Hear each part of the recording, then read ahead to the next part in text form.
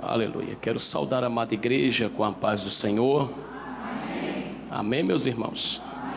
Os que trouxeram o exemplar bíblico, por gentileza, eu quero nessa noite vos convidar a abrir a sua Bíblia comigo. Livro do Gênesis.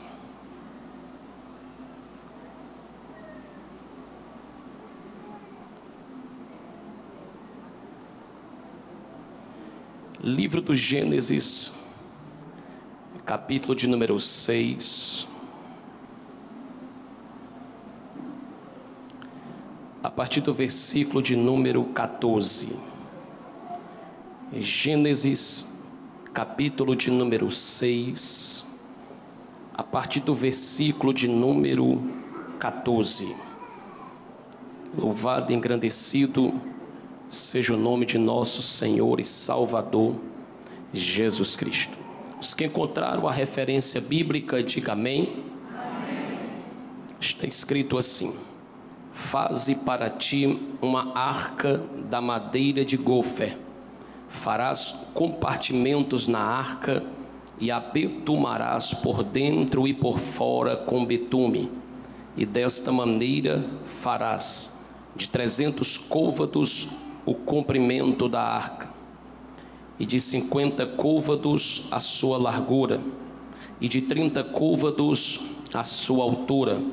Farás na arca uma janela, e de um côvado a acabarás em cima, e a porta da arca porás ao seu lado. Far-lhe-ás andares baixos, segundos e terceiros. Capítulo de número 7, versículo de número 16. E os que entraram, macho e fêmea, de toda carne entraram, como Deus lhe tinha ordenado. Como Deus lhe tinha ordenado. E o Senhor a fechou por fora. Amém, meus irmãos?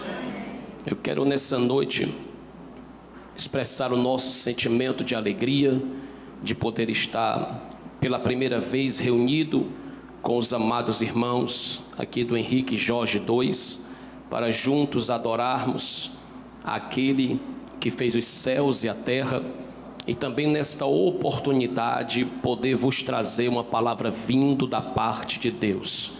Quero estar externando meus agradecimentos, magnificando a Deus pela vida do anjo dessa igreja, pastor Márcio.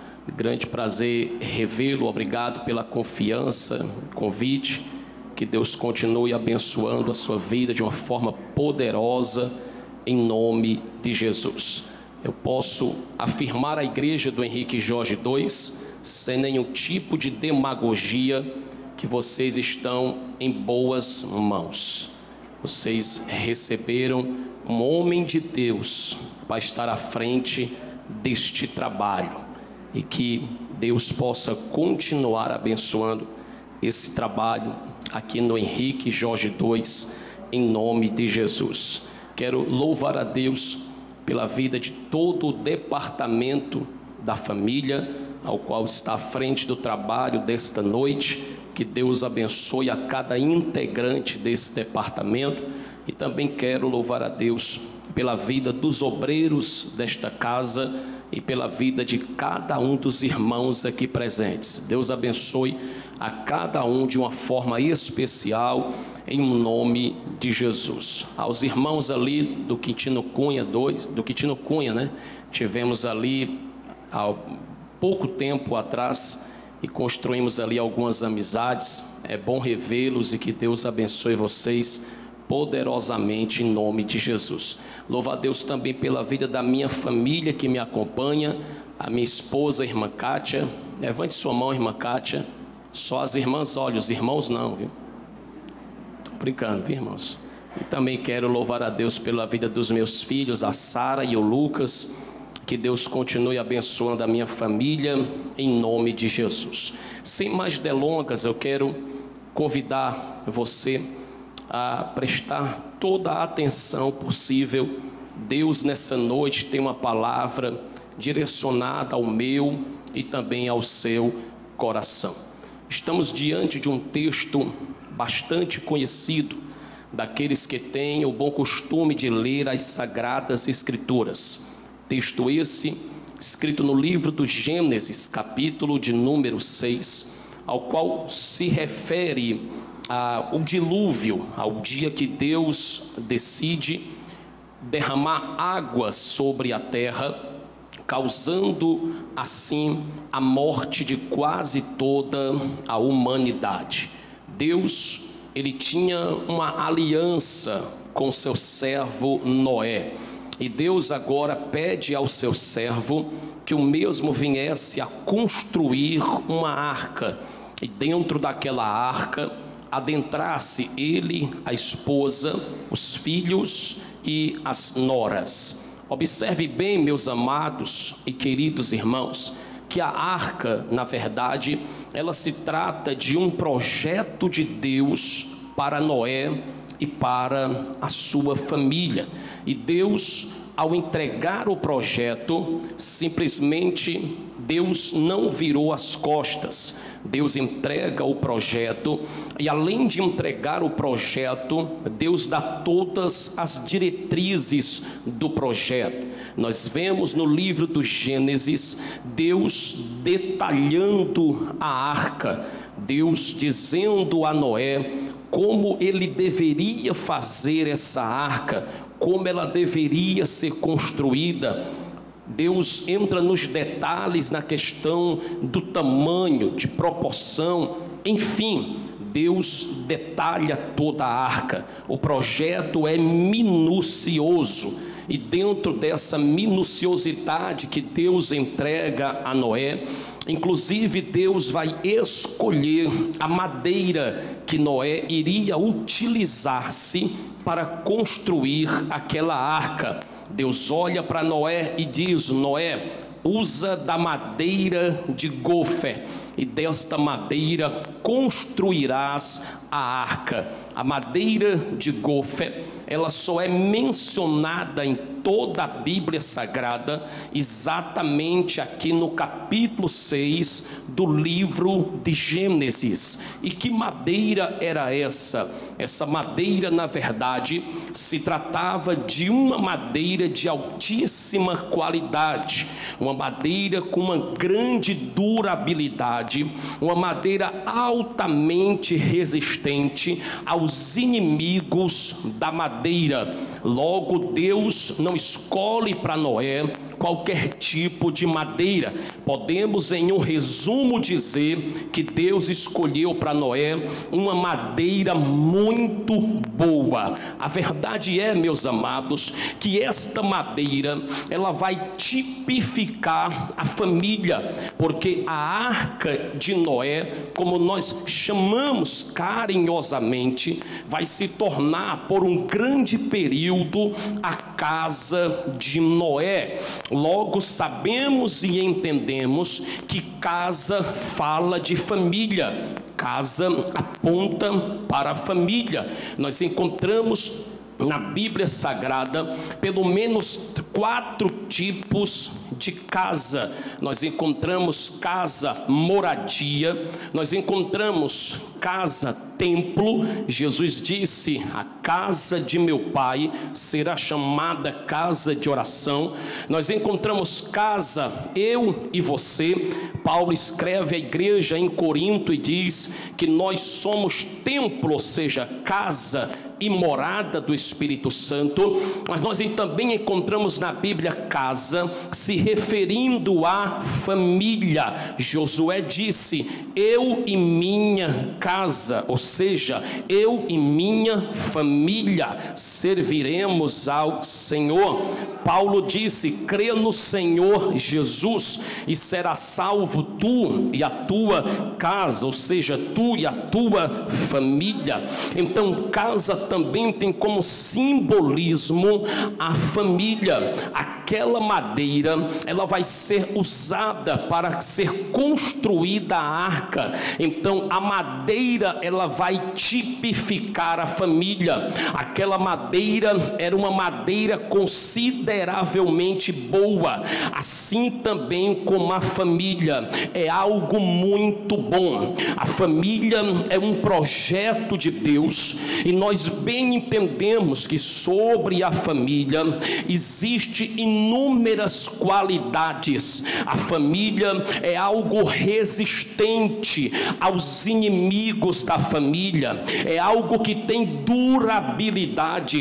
Se a família não tivesse resistência, a família já teria cedido a tudo aquilo que tem sido levantado contra ela, a todos os investimentos de Satanás que nós temos visto por intermédio da mídia, seja ela televisiva, seja ela a internet ou qualquer outro tipo de mídia.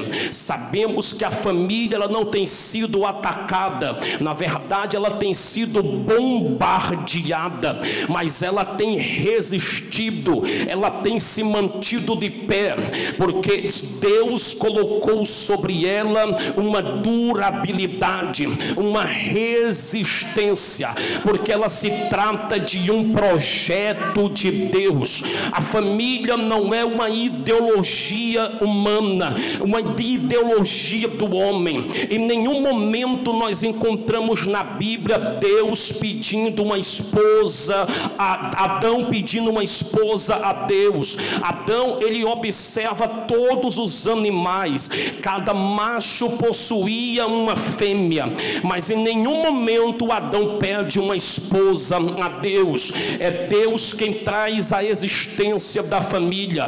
Deus coloca Adão para dormir, aplica-lhe uma anestesia, porque esse sono aqui no hebraico, ele tem um significado aparente de uma anestesia total, ao qual geralmente se aplica alguém que vai para uma sala cirúrgica, aquela anestesia completa que o corpo fica totalmente paralisado. E agora Deus tira uma das costelas de Adão, no hebraico câmara, que significa capacidade. Interessante aqui, e aqui eu paro alguns segundos para meditar. Deus coloca Adão para dormir. Adão não pede uma esposa, é Deus quem concede a ele uma esposa, ou seja, Deus é o criador da família, Deus é o dono da família. E quando Deus vai criar a mulher, Deus tira uma das costelas de Adão, no hebraico câmara, que significa capacidade. É por isso que a mulher é capaz de gerar, é por isso que a mulher é capaz de ser dona do lar, é por isso que a mulher hoje também é capaz de trabalhar, ter até um emprego fora de casa. É por isso que a mulher é capaz de ser mãe. Sobre a mulher existe uma capacidade que não existe sobre o homem, ao ponto do sábio Salomão dizer que a mulher sábia edifica a casa. Salomão não diz que é o homem sábio que edifica, mas é a mulher sábia que edifica. Se você entendesse, irmão, o poder que há sobre a sua vida, se você entendesse, minha amada, você que é esposa e você que ainda é jovem, vai se casar, que eu quero profetizar aqui que ninguém aqui vai ficar para titia e todo mundo vai casar em nome de Jesus. Mas me observe bem o que eu vou lhe dizer: se você entendesse a capacidade que há sobre você, você passaria a entender que a sua família ainda tem jeito, e que a sua família é um projeto de Deus, e Satanás não vai conseguir acabar com a sua família e com a sua casa. Se você está começando a entender e acredita nesta palavra, glorifica o nome do Senhor neste lugar. Aleluia. Observe bem, amados, é uma tipificação da família. A família é algo muito bom, algo de qualidade. Só que tem um detalhe. Deus olha para Noé e diz: Noé, quando tu terminares de construir a arca, tu betuma a arca por dentro e por fora. Ou seja, tu faz uma análise, tu faz uma perícia da arca, e aí tu vai colocar betume sobre ela. O que Deus estava orientando Noé a fazer. O betume se tratava, em resumidas palavras, a espécie de uma massa que geralmente se utilizava para colocar em madeiras, mas o seu uso era justamente para tampar brechas que pudesse existir em uma madeira.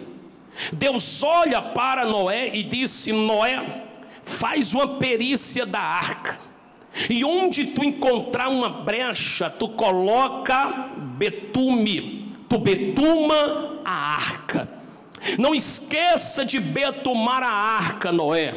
Aonde tiver uma brecha, betuma a arca. Me atente bem para o que eu vou lhe dizer agora. Eu falava que a família é um projeto de Deus. Eu falava que a família tem inúmeras qualidades. Eu falava que a família é algo muito bom. É algo que de durabilidade, que tem duração, é algo altamente resistente. Mas a família também, de vez em quando nós fazemos uma análise da mesma, é possível encontrar alguns tipos de brechas. E Deus, é interessante isso, Ele orienta Noé a tampar as brechas, a colocar betume. Porque a palavra betumar aqui vem do hebraico capá. Capá significa justamente espiar. O que é espiar? Porque essa palavra aqui, capá, nós encontramos tanto aqui no Gênesis como no Êxodo. E no Êxodo ela é aplicada justamente para o dia da expiação. Era o dia do perdão nacional. Era aquele dia, você conhece bem, que o sumo sacerdote entrava no Santo dos Santos uma vez ao ano, no hebraico Yom Kippur. Ora, que interessante isso. Todo aquele sacrifício, todo aquele processo que era feito, aquele ritual dentro daquela festividade, tinha como a total de tudo o perdão do povo. Só que esse perdão era traduzido por uma espécie de cobrir o pecado. Porque na verdade, dentro do Antigo Testamento, o sacrifício do Yom Kippur apenas cobria o pecado. É por isso que quando João Batista vai apresentar Jesus, ele vai apresentar alguém que era superior ao Yom Kippur, alguém que era superior ao sacrifício do Antigo Testamento, à expiação do Antigo Testamento. Ele vai apresentar alguém que tinha o poder não apenas de cobrir, mas alguém que tinha o poder de tirar. João Batista vai dizer: eis o Cordeiro de Deus que tira o pecado do mundo. Porque uma coisa é cobrir, outra coisa é tirar. Por isso Jesus é superior, o seu sacrifício é altamente superior aos sacrifícios do Antigo Testamento. Por isso que findou nele, e após ele não houve mais necessidade de sacrifício, porque no Antigo Testamento era apenas coberto, e quando eu cubro algo, algo ainda se encontra lá, mas quando eu tiro, algo não está mais lá. É por isso que bastou ele ir na cruz, e a partir da sua entrega e sua morte no Calvário, ele não cobriu, ele tirou. A partir desse momento, Paulo pôde escrever que agora nenhuma condenação há para os que estão em Cristo Jesus, e só quem já teve o pecado tirado por Jesus glorifica o nome do Senhor. Aleluia. Mas voltando para cá, betumar, do hebraico capá, é o mesmo no Êxodo, espiar, que vem do hebraico capá. Mas entenda uma coisa interessante: capá significa cobrir. E eu queria falar desse cobrir de uma forma com o nosso entendimento. Era justamente isso que Deus estava orientando Noé: betuma a arca, cobre, tampa as brechas que você achar. Então, dentro da nossa família, dentro da nossa casa, nós precisamos entender que de vez em quando vão surgir algumas brechas. E essas brechas precisam ser tampadas, precisam ser cobertas. Ou seja, nós precisamos betumar a nossa casa, betumar a nossa família. Talvez alguém diga assim: pregador, mas que brecha é essa? Lá na minha casa não tem nenhum tipo de brecha. Observe bem, não existe casamento perfeito, não existe família perfeita, não existe um casal que nunca se desentendeu, não existe uma família onde pais e filhos nunca se desentenderam, ou onde irmãos nunca se desentenderam. Essa família perfeita, ao molde do que é apresentado dentro de um livro de romance, a verdade é que sobre aquilo não está a maior verdade sobre família e casamento. Aquilo é um conto de fadas. Porque se nós entendêssemos o que de fato é o casamento e a família, a gente não se frustraria quando os problemas surgem. A questão é que a gente fantasia o casamento e a família como um conto de fadas, e aí quando surge o primeiro problema, a primeira rachadura, a primeira brecha, a gente se frustra, a gente quer se separar, quer se divorciar, quer sair de casa, porque não fomos preparados justamente para o que é casamento, para o que é família. Olha a ideologia que é apresentada lá fora: eu caso para ser feliz. No casamento segundo Deus, eu não caso para ser feliz.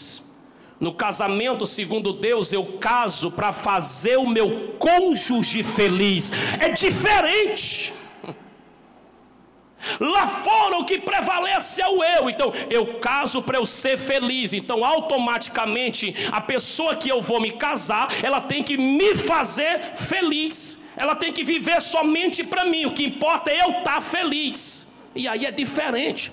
No casamento segundo Deus, eu caso para tornar o meu cônjuge feliz, porque casamento é uma entrega. É por isso que Paulo vai dizer: não tem o marido poder, domínio sobre o seu corpo, quem tem é a esposa. Por quê? Porque o marido entregou o corpo à esposa. Não tem a esposa domínio sobre o seu corpo, quem tem é o marido, porque a esposa entregou o corpo ao marido. Porque casamento é uma entrega. Casamento, eu me caso para tornar o meu cônjuge feliz. No casamento as pessoas buscam antes de casar, e isso aqui vai para os jovens, para os que estão solteiros e que ainda vão casar, e vão casar mesmo, que eu profetizei aqui que ninguém vai ficar para titio. Não sou santo casamenteiro não, mas sou homem de Deus e acredito no casamento em nome de Jesus. Mas olhe bem para cá, quando ainda se é jovem, quando ainda somos solteiros, o que é que se busca? A pessoa certa, é ou não é? E tem gente que passa ano, entra ano, acaba o ano, começa outro ano e ele nunca acha a pessoa certa. E às vezes quando casa diz assim: não casei com a pessoa certa. A questão é que o entendimento está errado. Porque para casar não se busca a pessoa certa. Para casar você é a pessoa certa. Você se torna a pessoa certa. Você precisa ser a pessoa certa. Então, quando se olha o erro no outro, na verdade o erro na maioria das vezes está em nós. Vocês viram a peça que foi apresentada. Então no casamento, para se casar não se busca a pessoa certa. Nós precisamos ser a pessoa certa. Mas me atente bem, eu falava que casamento, não existe casamento perfeito e nem família perfeita. Se você olhar a origem do casamento, porque o que é o casamento? É a união de um homem com uma mulher. É a união de um homem com uma... Não, pode falar sem medo, você não vai ser preso não. É a união de um homem com uma mulher. o que eles pensam lá fora não muda o que Deus nos ensinou.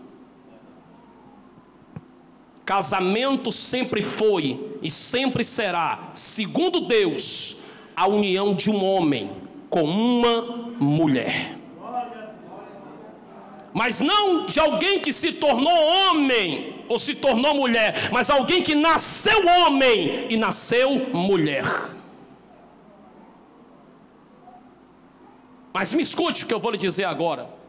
Dentro dessa origem que é o casamento, a união de um homem com uma mulher, nós vemos explícito a dificuldade que é, a dificuldade que se existe, na essência da palavra. Porque, por exemplo, a palavra fêmea no hebraico é isha. Os varões, tem varão aqui? Diga amém. Só os varões, diga assim, ó, isha. Pode ser melhor, repita, isha. Isso é fêmea no hebraico, que quer dizer côncavo.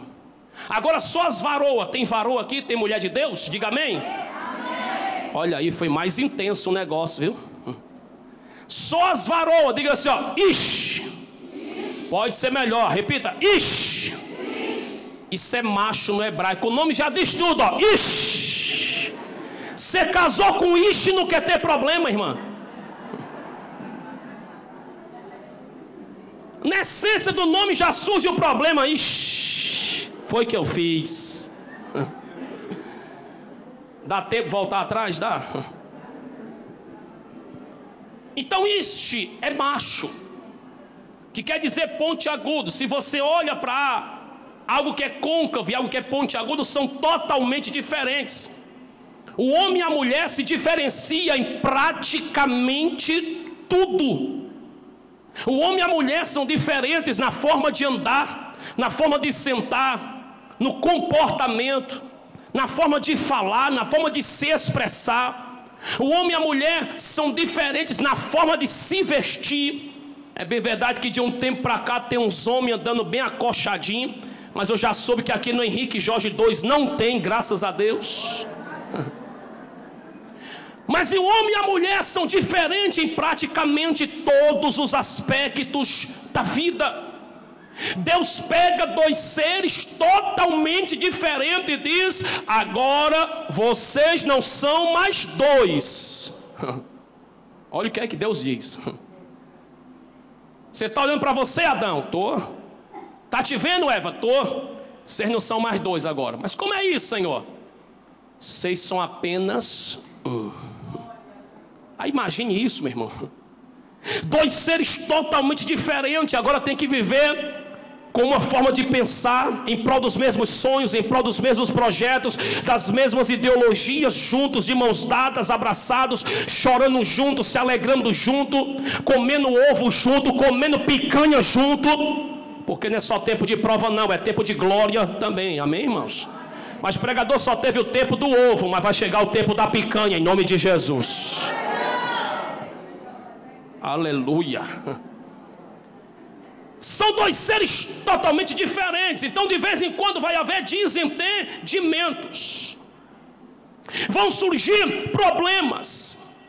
Só que Deus olha para Noé e diz: Noé, onde tu encontrar uma brecha, tu vai tampar a brecha, tu vai fechar a brecha.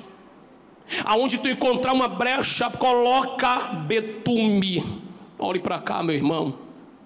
Precisamos entender uma coisa: os problemas vão surgir na nossa família, mas isso não é um sinal de que é para a gente sair de casa, de que é para a gente pedir divórcio, de que é para a gente acabar com a família. Não. Quando o problema surge, isso é um sinal de que você está dentro de uma família. Mas entenda uma coisa: quando o problema surgir, você precisa colocar betume sobre o problema, você precisa cobrir esse problema. Mas pregador, que betume é esse? Eu não estou entendendo. Eu vou lhe explicar agora. Existem vários tipos de betume. Por exemplo, quando surgem problemas na nossa casa, existe o betume chamado oração, que ele consegue resolver muitos problemas. Quando problemas surgem na nossa casa, existe o betume chamado ensinamento da palavra de Deus, que ele vai trazer muita resolução de problemas. Quando problemas surgirem na nossa família, existe o betume chamado perdão. O perdão vai tornar a aliança mais forte. Quando problemas surgirem na nossa casa, existe o betume chamado compreensão. Quando os problemas surgirem na nossa casa, existe o betume chamado abraço. Quando os problemas surgirem na nossa casa, existe o betume chamado mãos dadas, juntos, eu estou com você. Quando problemas surgirem na nossa casa e na nossa vida, existe o betume chamado elogio. Betumes e muitos outros betumes existem para que a gente possa tampar as brechas que existem na nossa casa, que existam na nossa família. O problema pode até surgir, mas o problema não é para permanecer. Olha para alguém que está ao seu lado e diga assim: não se desespere, é só colocar betume, é só colocar betume, é só colocar betume.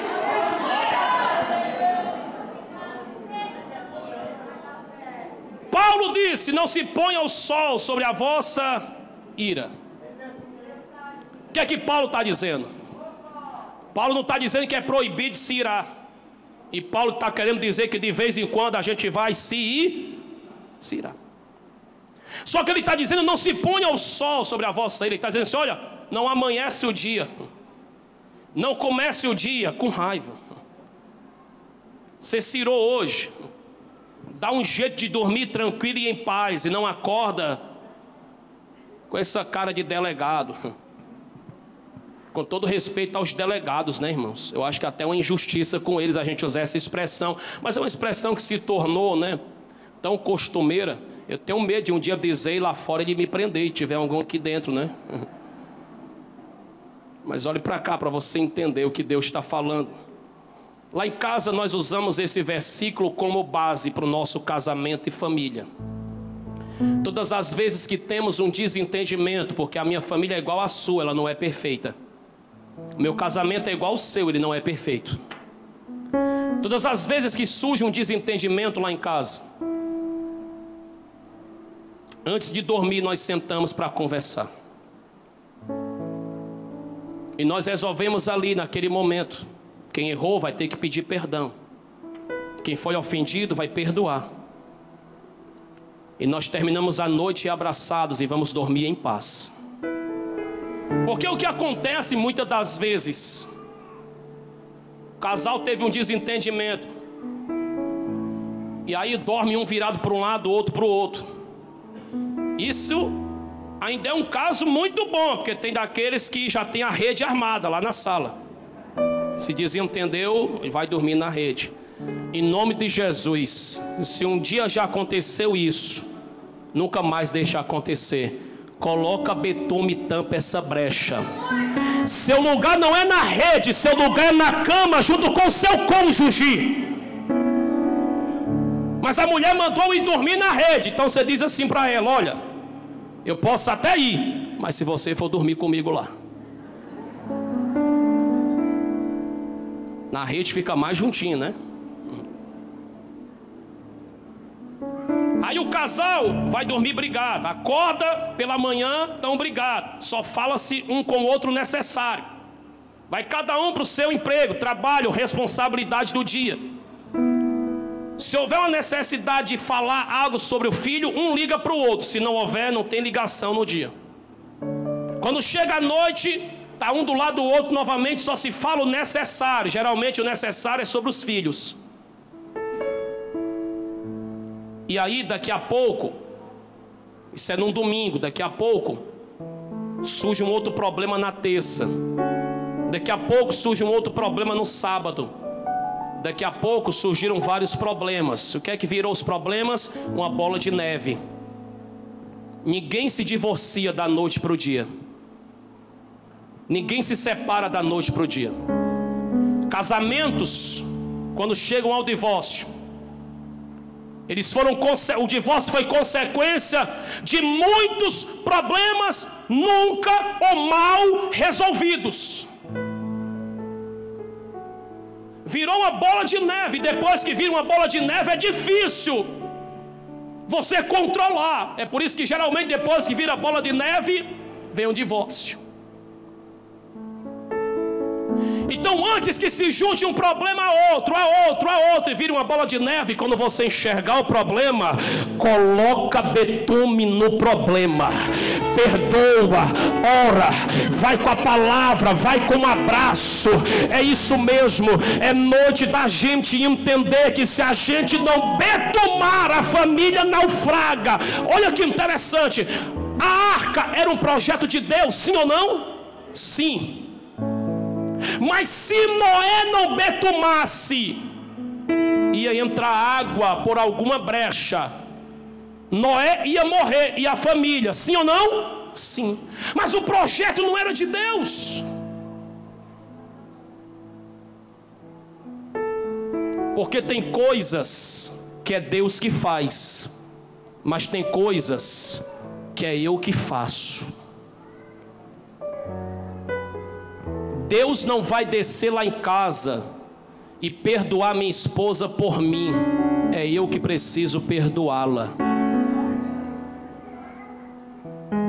Deus, tem coisas que é Deus que faz, tem coisas que é eu que faço. Quando um casamento acaba, uma família, não é porque não era de Deus, é porque um ou outro não foi sábio o suficiente, não entendeu que diante das rachaduras tinha que colocar betume. Como não colocou betume, as águas, porque as águas estavam fora da arca, sim ou não? As águas representam o mundo.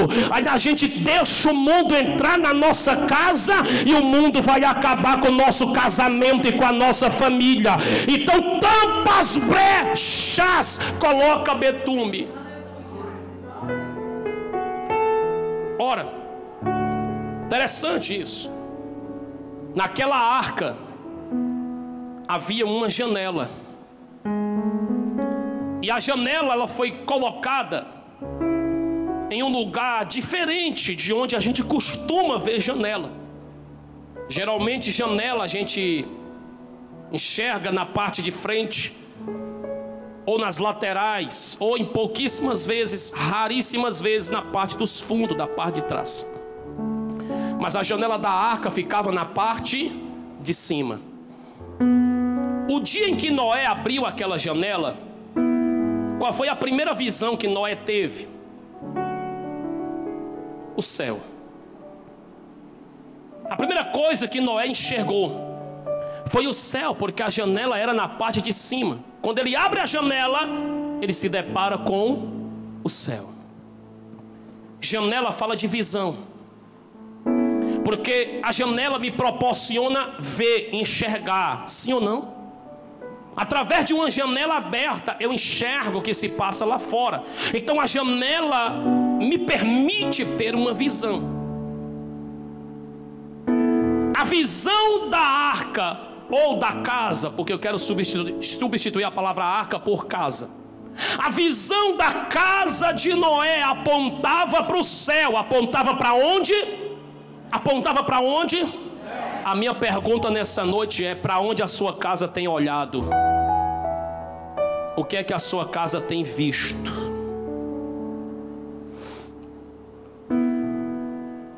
Visão aqui fala de duas coisas, pelo menos. Primeiro, visão literalmente falando, o que é que nós estamos assistindo? O que é que nós estamos acessando? Aonde estamos colocando os nossos olhos? Jesus diz que os olhos são a candeia do corpo. Se os olhos são bons, o corpo é bom. Se os olhos são maus, o corpo é...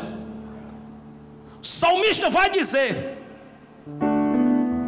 que não podemos colocar os nossos olhos diante daquilo que é abominável.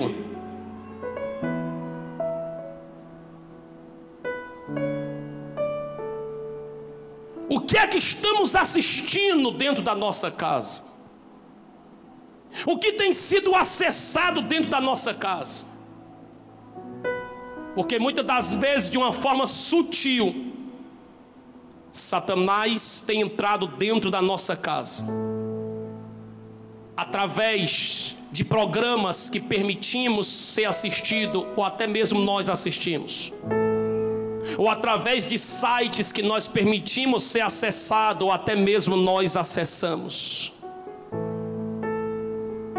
Isso é um momento de reflexão, e nessa hora é difícil dar glória a Deus mesmo. Mas eu quero nessa noite que você volte para casa entendendo que tudo me é lícito, mas nem tudo me convém. Cuidado com o que você permite ser assistido na sua casa. Cuidado com o que você permite ser acessado na sua casa.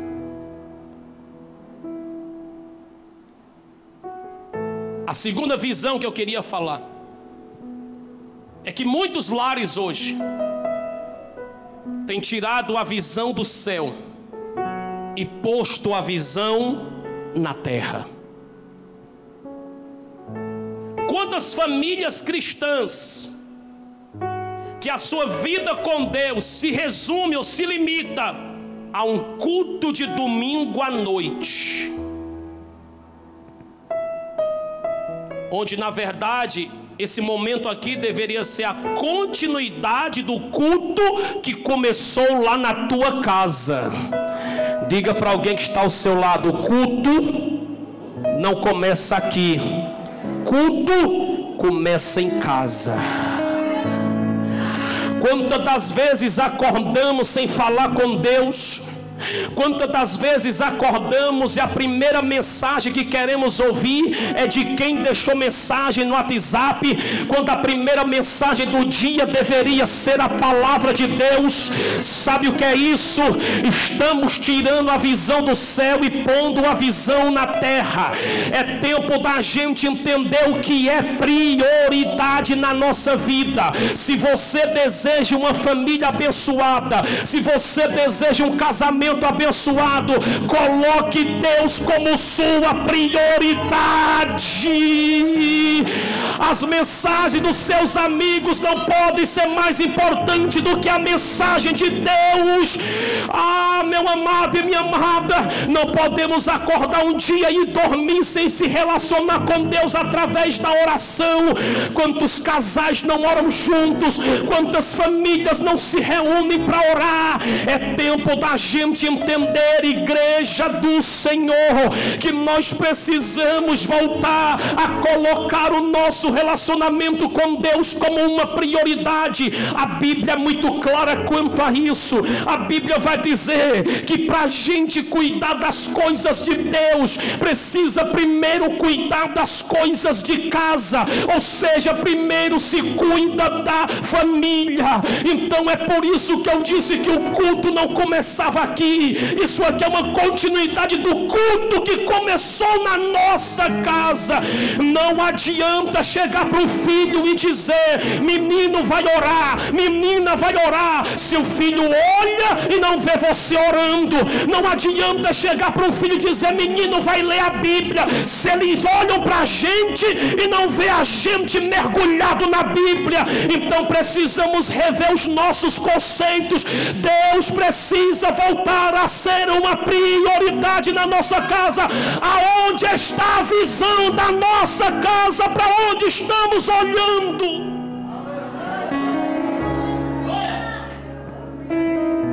Aonde está a visão da nossa casa? Para onde estamos olhando? Eu quero finalizar essa mensagem falando a respeito do capítulo 7, do versículo que eu lhe convidei a ler, que dizia que entrou macho e fêmea de cada espécie, alguns 3 casais, outras espécies 7 casais, entra Noé, a esposa, entre os filhos entra a nora. Findou-se tudo.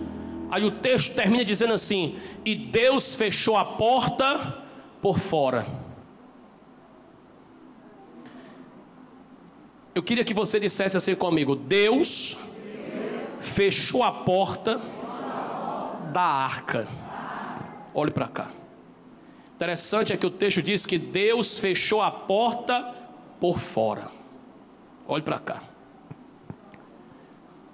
Porta, dentro da Bíblia, ela sempre está ligado à chave. Hoje vivemos em um mundo pós-moderno. E em meio a esse mundo pós-moderno, nem sempre para abrir uma porta hoje se utiliza de uma chave. Por exemplo, a gente chega em um shopping e não se precisa de uma chave para abrir a porta, né?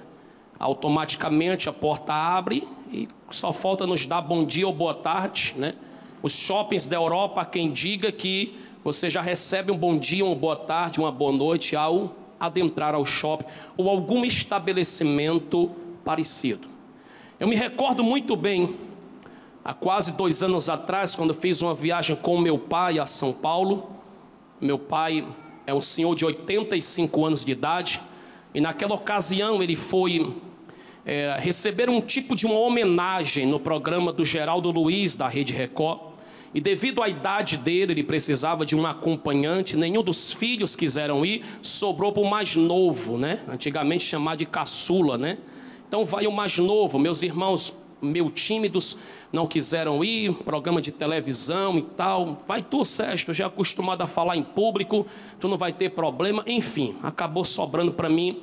Eu tive que viajar, fazer essa viagem com o meu pai. E até então, tudo muito bem. Chegamos ali em São Paulo, fomos recebidos pela Rede Record, e um carro nos levou até o hotel. E ao chegar no hotel, eu tenho um costume de fazer minhas viagens, e muitas das vezes, por uma bondade de Deus e por uma bondade de quem nos convida, não por uma exigência, os pastores nos colocam em hotel, né? E a gente vai ali na recepção, pega a chave, tudo muito tranquilo. Mas quando cheguei ali, fomos recebidos na recepção do hotel. Um rapaz nos acompanhou até o quarto que iríamos dormir, e ele me entregou 2 envelopes, né? E quando eu olhei para os 2 envelopes, eu fiquei meio tímido, confesso, sem saber ainda direito o que fazer. Acredito que ele percebeu, e aí ele me explicou a utilização, né? Aqueles envelopes, cada um possuía um cartão, e um cartão servia para abrir a porta e fechar a porta, o outro cartão servia para trazer o funcionamento das lâmpadas e também desligar as lâmpadas. Então, em cada compartimento daquele pequeno espaço, né, tinha um lugar onde eu colocava o cartão. Coloquei o cartão, desligou a lâmpada. Coloquei o cartão, acendeu a lâmpada. Eu disse: legal isso aqui. Tudo muito chique. Meu pai quase não queria vir embora. E eu disse: não, pai, é só sábado e domingo, a gente já tem que ir. Ele disse: não dá para ficar uma semana aqui não. Eu disse: dá não, pai, a gente tem que ir. Não, tudo no 0800, né? Inclusive eu sempre parabenizo a Rede Record, porque na verdade assim não temos o que falar mal. Da forma que eles apresentam é da forma que acontece. Realmente eles atendem muito bem, dão uma assistência mesmo de deixar a gente assim com vontade de voltar lá. Mas observe um detalhe interessante, né? Quanto a essa questão, eu abri uma porta com um cartão, mas sabemos e entendemos que no mundo bíblico a porta sempre esteve ligado à chave. É por isso que Jesus tem a chave de Davi: ele abre e ninguém fecha, ele fecha e ninguém abre. Eu passo a entender aqui um princípio, e aqui eu já convido a você a ficar de pé nessa noite.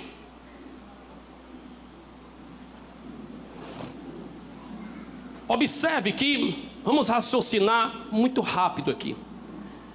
Se Deus fecha a porta por fora, é porque Deus estava com a chave da arca, sim ou não? E a minha pergunta nessa noite, antes de orar por você, é: com quem está a chave da sua casa? Com quem está a chave da sua família? Deus fechou a porta por fora, então quem tem a chave da arca de Noé é Deus. Chave, dentre os seus muitos significados, por exemplo, fala de domínio, poder, governo, autoridade. Chave também fala de livre acesso, ou seja, liberdade. Porque se eu tenho a chave de um lugar, a hora que eu quiser entrar, eu entro, sim ou não? Eu entro e saio a hora que eu quero. Isso é chamado de livre acesso. Isso é chamado de liberdade. Eu volto a dizer, quem tinha a chave da arca ou da casa de Noé era Deus. Sabe qual é um dos maiores problemas hoje no meio da família? É porque infelizmente muitos lares, a chave não está nas mãos de Deus, a chave está nas mãos do marido. E ele ainda usa a Bíblia para dizer: eu sou o cabeça do lar. Só que quando ele usa essa expressão cabeça, ele se torna um marido arrogante.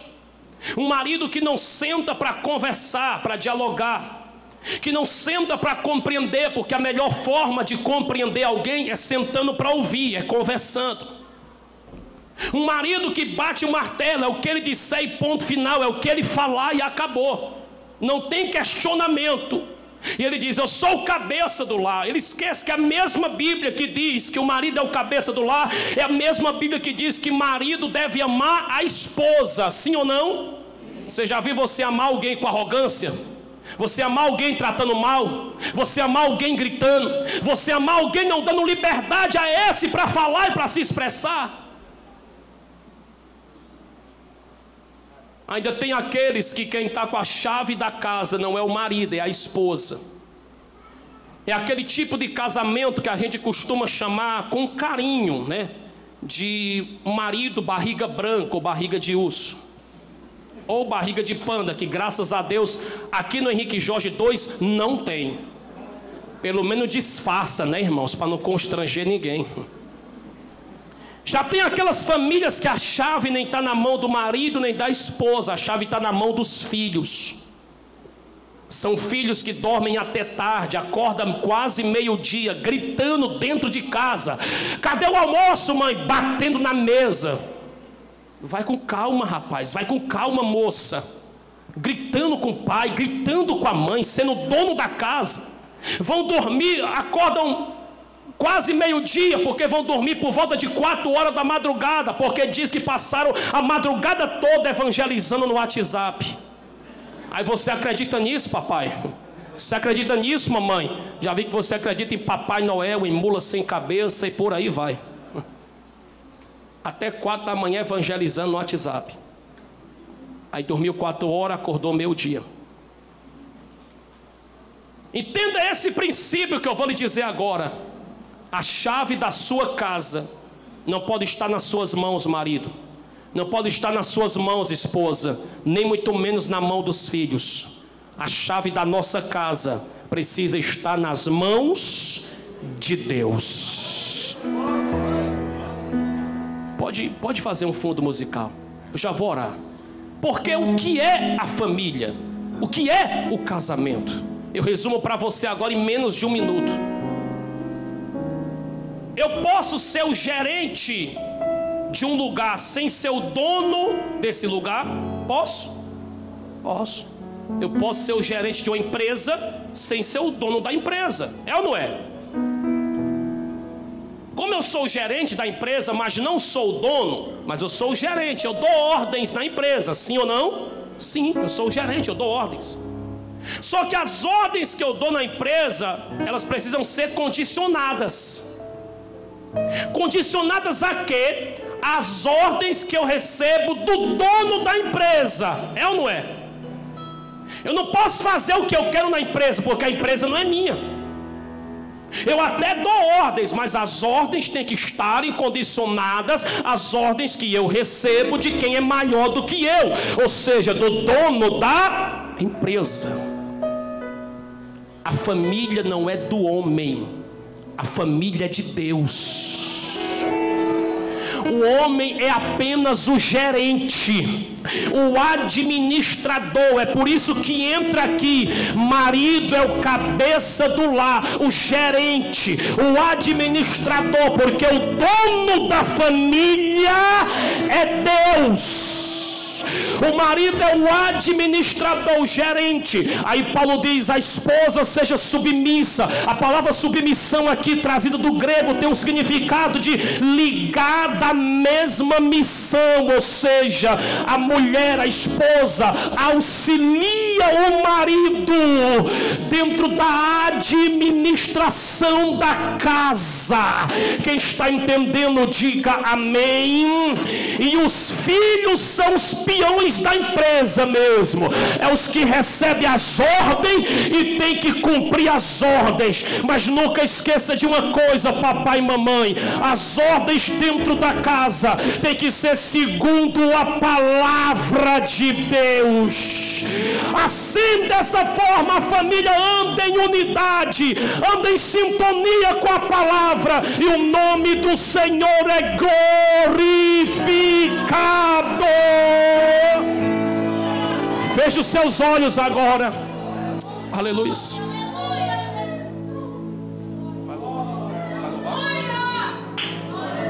Vamos adorar o Senhor. Aleluia. Essa é uma noite de reflexão. Essa é uma noite de você rever alguns conceitos que têm sido aplicados dentro da sua casa.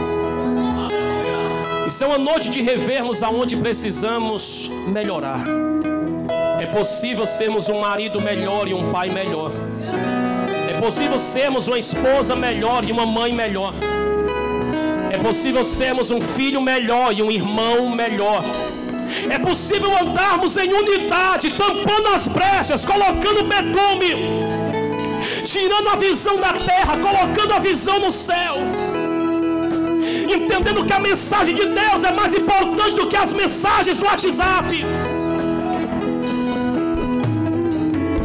Oh, aleluia! Deus quer ter de volta a liberdade para operar na sua casa, para operar no seu casamento. Deus quer ter de volta livre acesso. Oh, Jesus! Adore a Ele. Um projeto que nasceu no coração de Deus.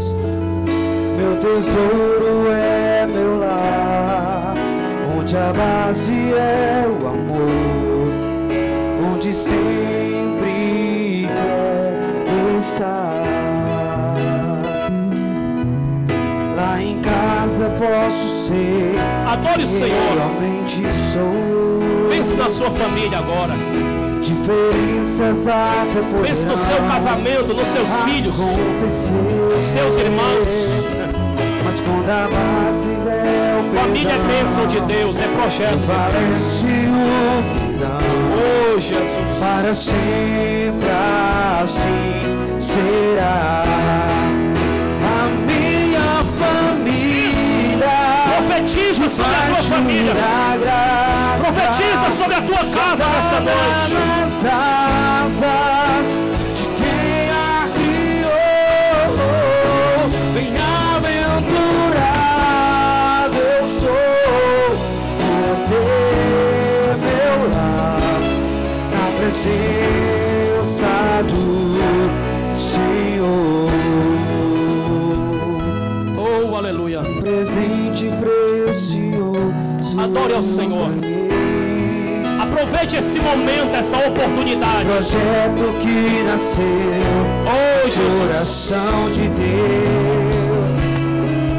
Meu tesouro é meu lar. Traga Deus de volta para o centro da sua casa, para o governo da sua casa, para a direção da sua casa.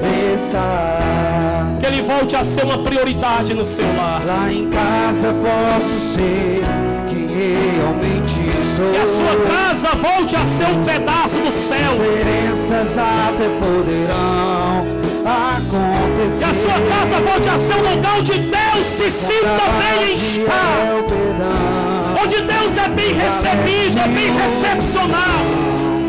Para sempre assim será. A minha família profetiza sobre a tua casa nessa noite. Profetiza sobre o teu casamento. Profetiza sobre os teus filhos. De quem a criou, bem-aventurado eu sou por ter meu lar na presença do Senhor. Segura aí, segura aí. A gente vai finalizar com o refrão desse hino, mas antes eu quero orar por você. Feche os seus olhos. Eu não vim aqui nessa noite porque eu sei que de um tempo pra cá virou moda.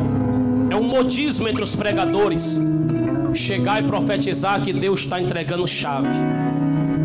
E tem horas que é tanta chave, meu irmão, que eu digo, meu Jesus, só faltou chave pro Gabriel e pro Miguel, porque foi chave para todo mundo.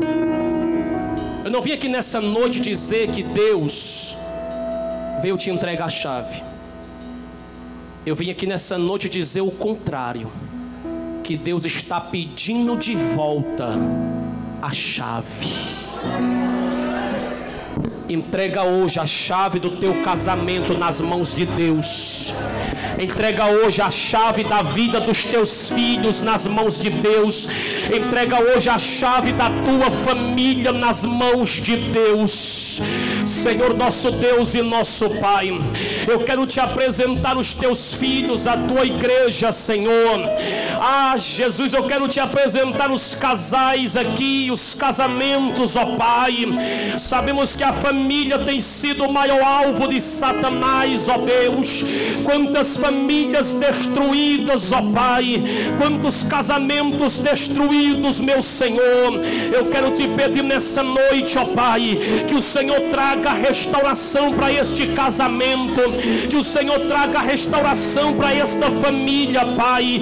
Este marido que pensou em sair de casa, essa esposa que pensou em voltar para a casa dos pais, que todo pensamento vindo do adversário, o Senhor venha desfazer e colocar por terra, que o Senhor traga a unidade de volta a este casamento, que o Senhor